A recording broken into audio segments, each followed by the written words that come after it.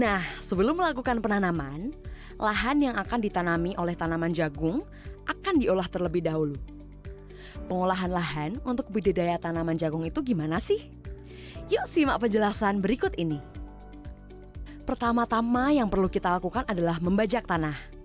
Apa sih tujuan dari membajak tanah ini? Pembajakan tanah yang dilakukan ini bertujuan untuk menggemburkan dan membolak-balikan tanah. Kenapa sih kok perlu digemburkan tanahnya? Nah, penggemburan dan pembalikan tanah ini tujuannya biar tanaman yang nantinya akan ditanami ini akan mudah tumbuh dan berkembang serta mudah menyerap nutrisi dari dalam tanah. Pembajakan dapat dilakukan dengan menggunakan traktor ataupun dengan cara manual, yaitu menggunakan cangkul. Saya budidaya jagung itu mulai 2016 sampai sekarang. Sebab di tanaman jagung itu seperti ini diambil biaya dibandingkan sama padi, itu lebih ringan nanam jagung. Persiapan benih di musim penghujan, saya sekarang menggunakan tray. Tray itu bibit disemai di rumah, nanti umur ya 10 hari sampai 15 hari itu baru dipindah ke lahan sawah. Itu efektif. Tapi nek langsung ditonjol sawah, itu kemungkinan habis tonjol kena air hujan bisa membusuk. Setelah melakukan pembajakan tanah, perlu dilakukan sanitasi atau pembersihan tanah yang bertujuan untuk menghilangkan racun serta sisa-sisa gulma yang tertinggal dari musim tanam sebelumnya.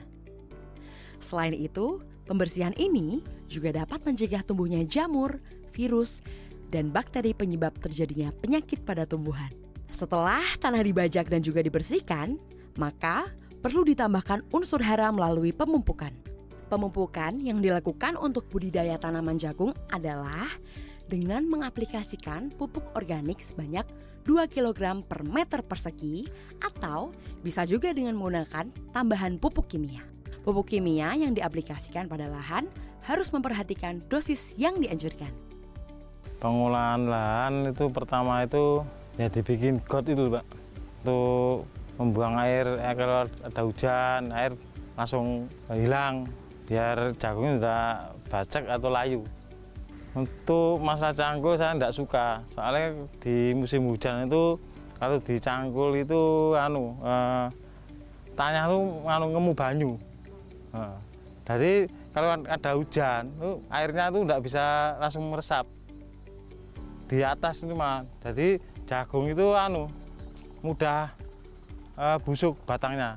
Sebelum memasuki tahap penanaman, perlu dilakukan persiapan benih yang mau kita tanam. Benih yang baik biasanya memiliki daya tumbuh minimal 90% dan juga daya perkecambahan yang tinggi. Selain memilih benih yang baik, juga perlu dilakukan perhitungan terhadap berapa banyak benih yang dibutuhkan.